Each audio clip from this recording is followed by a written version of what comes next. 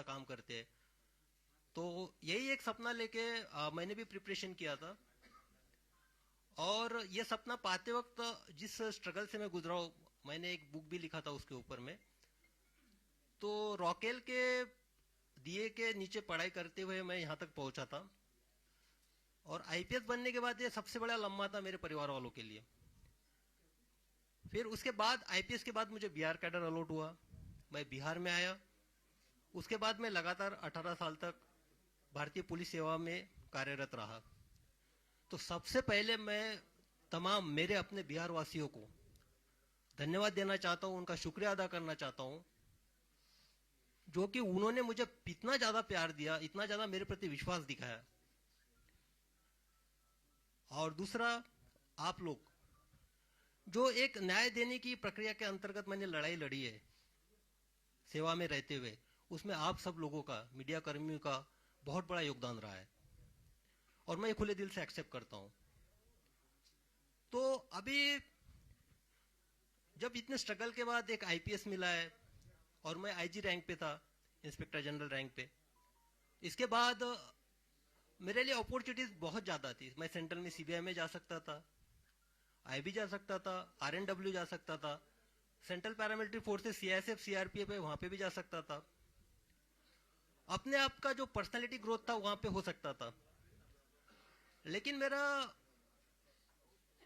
जो मन था वो एक तरह से बेचैन था, क्योंकि मेरा ये पर्सनल मानना है कि जीवन में जो आपकी धरती माँ होती है उसका आपके ऊपर कर्ज होता है। तो धरती माँ के एक माटी का कर्ज वो वहां होता है जहां आपका जन्म होता है, जहां आपकी परवरिश होती है। और दूसरा कर्ज आपके उस माटी का वहां पे होता है जो आपकी कर्म भूमि होती है। मैं मानता हूं कि मेरा जन्म महाराष्ट्र में हुआ, मेरा नाम शिवदीप मेरे माँ पिताजी ने रखा। लेकिन जो शिवदीप नाम है, इसको सही मायने में जो वजूद है, जो एक पहचान है, जो एक आइडेंटिटी है, वो मुझे बिहार ने दी और इस कर्मभूमि ने दी। तो जब मैं इस आइडेंटिटी को देखता हूं, मेरे शिवदीप नाम को देखता हूं, जिसने आप लोगों के माध्यम से भी पूरे देश ने जाना, तो मैं अपने आप के लिए, खुद के लिए नहीं जी सकता हूं।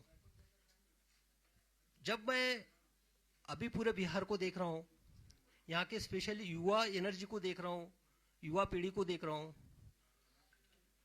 तो बिहार के आने वाले 10 साल में दशा और दिशा कई सारे सवाल मेरे सामने पैदा करती है, मुझे सोचने पे मजबूर करती है। तो मुझे लगा कि सिर्फ सेवा में रह के मैं अपने आप के ग्रोथ से ज्यादा जिस माटी का कर्ज मेरे ऊपर है उसके तरफ क्यों ना एक कदम उठाऊं, क्यों ना वो बिहार की दशा और दिशा में जो युवा ऊर्जा है, युवा एनर्जी है, उसको चैनलाइज के तौर पे एक माध्यम बनूं। तो फिर मैंने डिसाइड कर लिया कि निस्वार्थ सेवा देनी है। एग्जाम्पल के तौर पे बताता हूं, अभी परसों रास्ते से जा रहा था, एटीएम के बाजू में एक सिक्योरिटी गार्ड खाना खा रहा था। बाजू में देखा, आप यकीन नहीं कीजिएगा, थाली में चावल थे, पानी डाल रहा था, इसलिए मेरा ऑब्जर्वेशन गया, उसमें पानी डाल के चावल खा रहा था पानी के साथ। तो वो तो पुलिस का काम नहीं हो, पुलिस के पास नहीं आ सकता अगर मैं सर्विस में रहता तो। लेकिन हाँ भाई, उसके चावल के साथ मैं एक साग क्यों नहीं दे सकता हूं, अचार क्यों नहीं दे सकता हूं, उसके साथ रोटी क्यों नहीं दे सकता हूं, यह सवाल मेरे मन में था। तो मैंने सोचा कि त्याग करना चाहिए, इसलिए मैंने निर्णय लिया कि सर्विस से इस्तीफा देना चाहिए। तो अब इस्तीफा देने के बाद दो सबसे इंपॉर्टेंट ये थी कि जिनके वजह से मैं इस दुनिया में आया, मेरे माता पिता, उनको कॉन्फिडेंस जरूरी था लेना। मेरे पिताजी अभी इस दुनिया में नहीं है। जब मैंने माता से पूछा कि मेरी ऐसी ऐसी इच्छा है, मैं बिहार के युवाओं के लिए कुछ करना चाहता हूं और मैं नौकरी से त्यागपत्र देना चाहता हूं, जैसा यहाँ पे हर कोई सोचता है, माँ का पहला रिएक्शन ये था कि अरे तुझे पेंशन तो मिलेगी ना। तो मैंने बोला नहीं, पेंशन के लिए तो मुझे और 2 साल वेट करना पड़ेगा। तो बोले 2 साल, लेकिन तुम अभी क्यों करना चाहते हो? मैंने बोला कि नहीं, मेरी अंतरात्मा की आवाज है ये कि मुझे अभी करना चाहिए, ये सही समय है और दूसरी जो जिम्मेदारी, उसने फिर बोला कि नहीं, आप किसी का दुख दर्द बांटने के लिए जा रहे हो, जिसने तुमको पहचान दी वहां आप कीजिए। दूसरा जो रिस्पॉन्सिबिलिटी था जो मेरे वजह से मेरे लाइफ में है, एक तो मेरी पत्नी डॉक्टर ममता और मेरी बेटी वहां पे आ रहा जो बैठी हुई है, तो इनकी जिम्मेदारी भी एक होती है, तो इससे भी मैं भाग नहीं सकता था।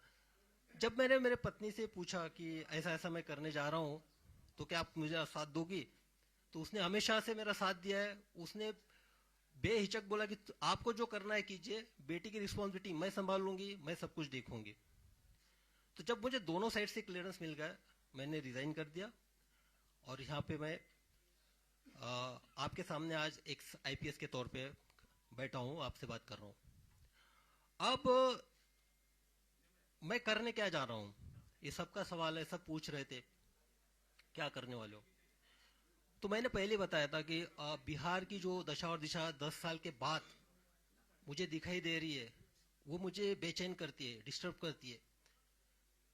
लेकिन आप देखिएगा कि युवा एनर्जी, बिहार की युवा एनर्जी, आप ब्यूरोक्रेसी से लीजिएगा, देश के ब्यूरोक्रेट्स देखिएगा, आप आईएएस आईपीएस से लेके देखिएगा, डॉक्टर इंजीनियर्स देखिएगा, army navy air force specialise scientist, सब तरह देखिएगा आप, सबको सब तरफ आपको बिहार की युवा दिखेगा, बिहार का टैलेंट दिखेगा।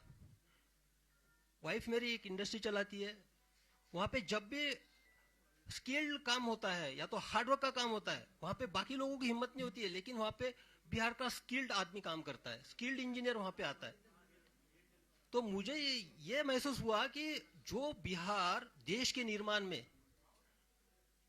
देश के भविष्य में इतना योगदान करता है, हर फील्ड में करता है, बाहर में करता है, लेकिन बिहार के अंदर में क्यों नहीं?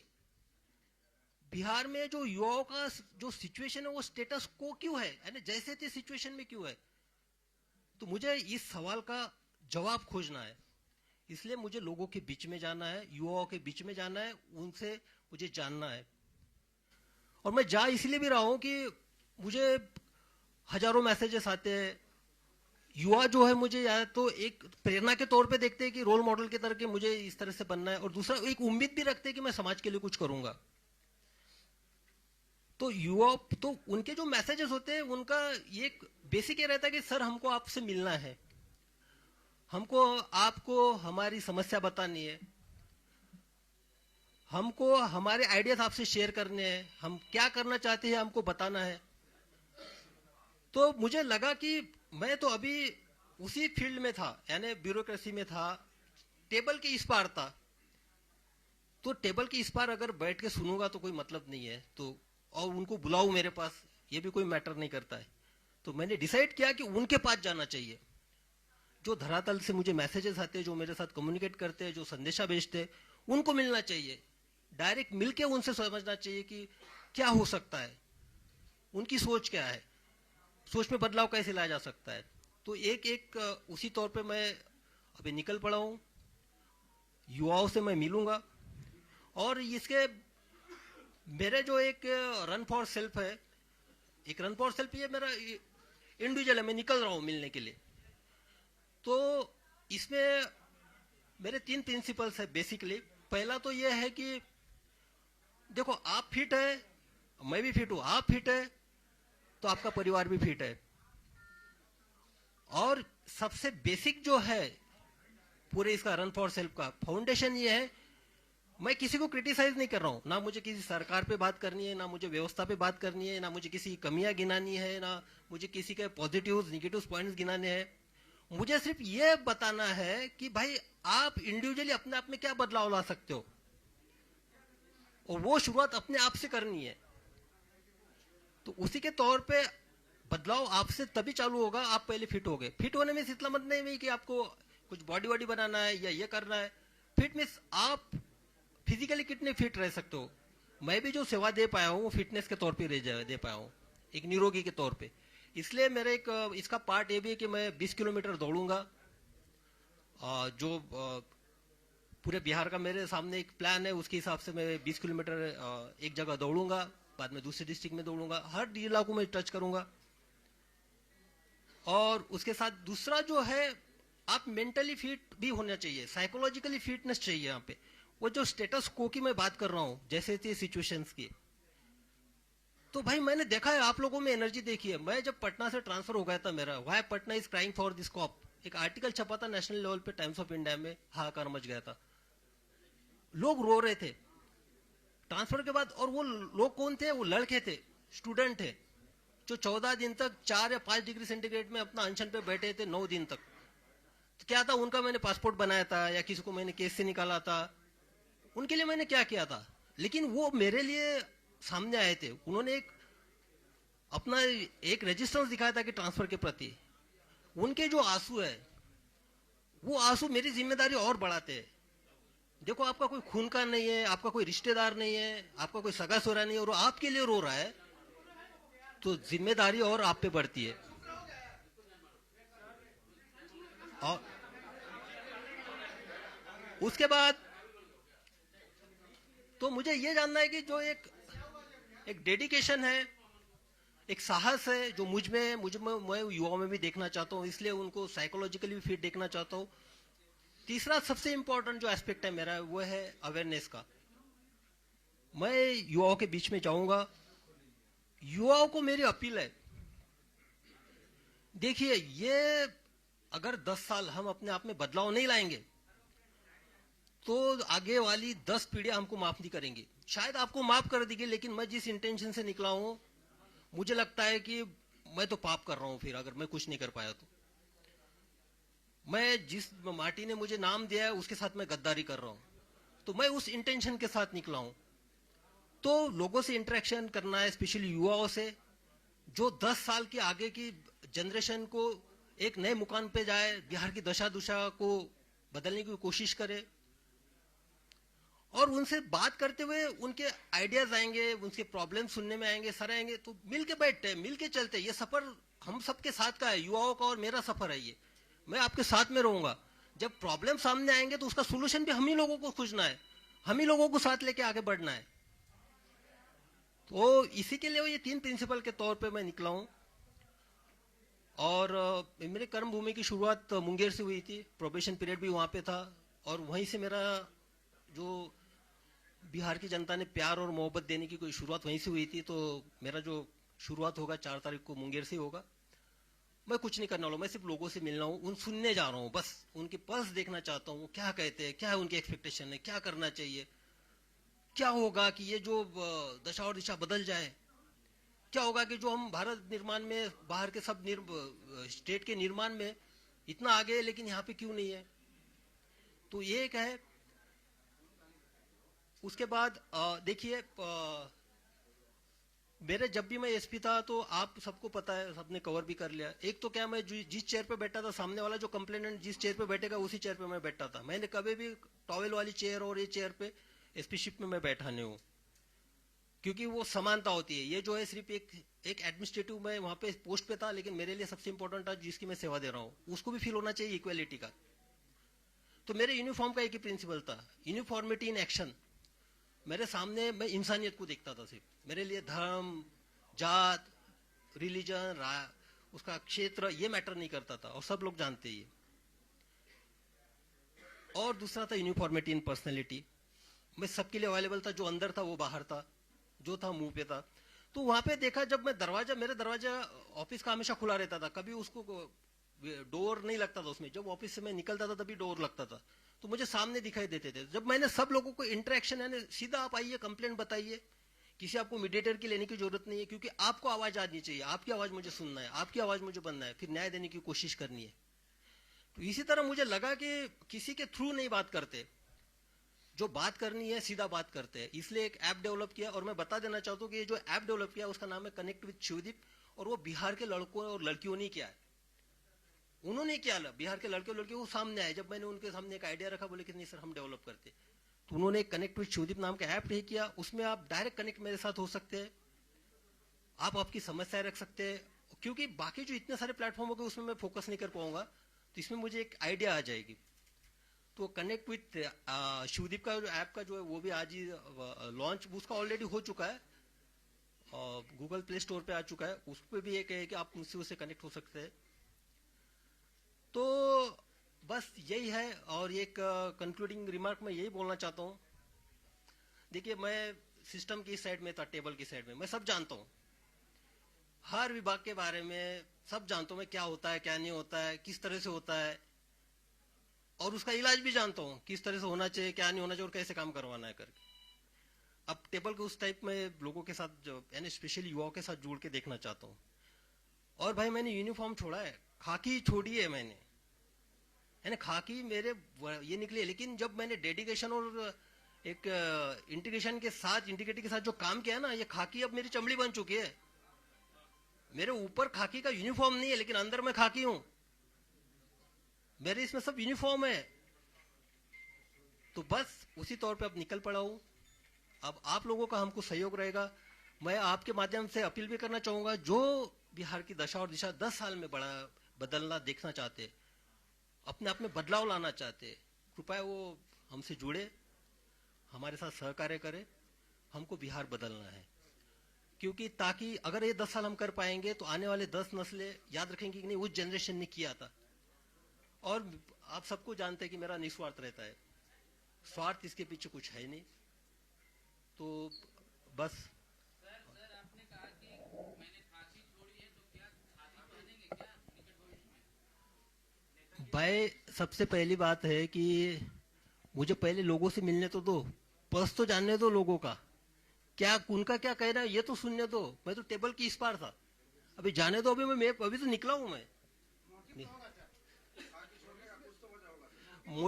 मोटिव ये नहीं होता है, मोटिव होता है निस्वार्थ सेवा, निस्वार्थ सेवा। सेवा का स्कोप उसमें और ज्यादा है सर, खादी पहनने में।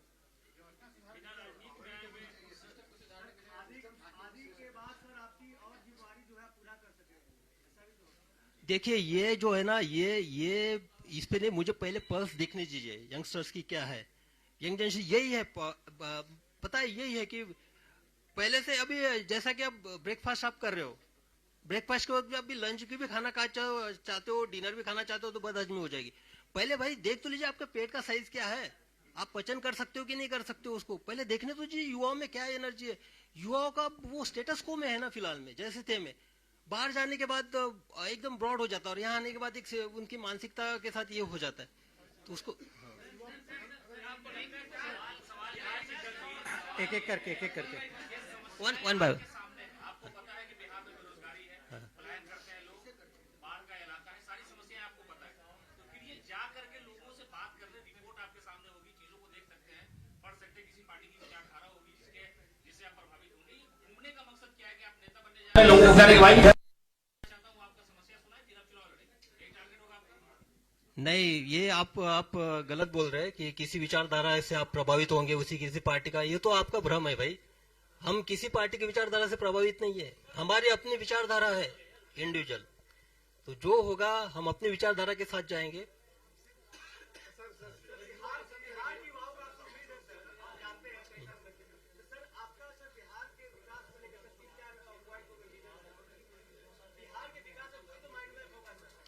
बिहार के विकास का अभी पहले मुझे मिलने तो दो लोगों से, तो अब इसीलिए तो मैं निकल पड़ा हूँ। मेरे माइंड में क्लियर है, एक साइड तो मैं जानता हूँ, टेबल की इस साइड में जानता हूँ, वो मुझे पता है।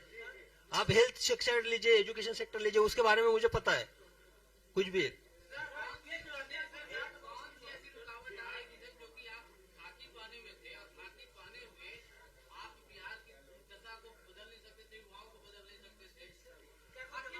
अब दिक्कत तो स्पेशली अभी मैंने एक एग्जांपल बताया था सिंपल सा, वो जो है जिसके थाली में है सिर्फ चावल और पानी से के साथ चावल खा रहा था, वो उसका पुलिस से क्या रिलेशन है? वो पुलिस के पास आएगा, उसका पेट भरना है ना मुझे सबसे पहले। हाँ,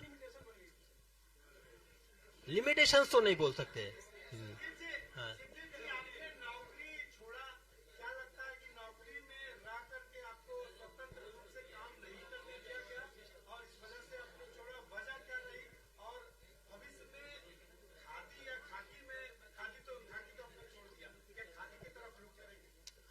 मैं पहले क्लियर चुका हूँ, एक माटी का कर्ज उतारने के, इसमें एक मेरा पहला कदम है। और मैंने खाकी छोड़ी है, मेरी चमड़ी खाकी की है, मैं खाकी रहूंगा, मेरा जो फंक्शनिंग होगा वो खाकी का ही होगा, एक्शन भी मेरा खाकी का ही होगा। ये जरूरी नहीं, मेरे कर्तव्य जो है खाकी में जो मुझे कर्तव्य सिखाए वही मेरे कर्तव्य होंगे।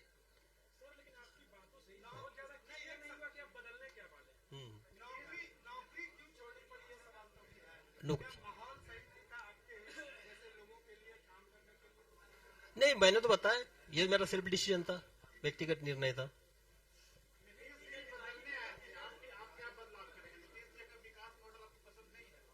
अरे भाई पहले हमको लोगों में जाने तो दीजिए, यंगस्टर्स में मुझे जाने दीजिए, यंगस्टर्स में।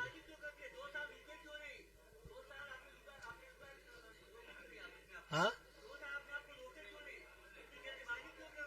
जल जल्दबाजी ये आपको लगता है, आपकी अपनी सोच है, मुझे नहीं लगता कोई जल्दबाजी हुई है। चले, थैंक यू। Thank you. और सबसे ये मैं कहना चाहता हूं कि हर चीज को एक पॉलिटिकल एंगल से मत देखा कीजिए। और ये तो मैं क्लियर कट अभी बता देना चाहता हूं कि जो भी बाहर रूमर्स चल रहे हैं, मैं किसी के साथ जुड़ने वाला नहीं हूं। ठीक है, थैंक यू।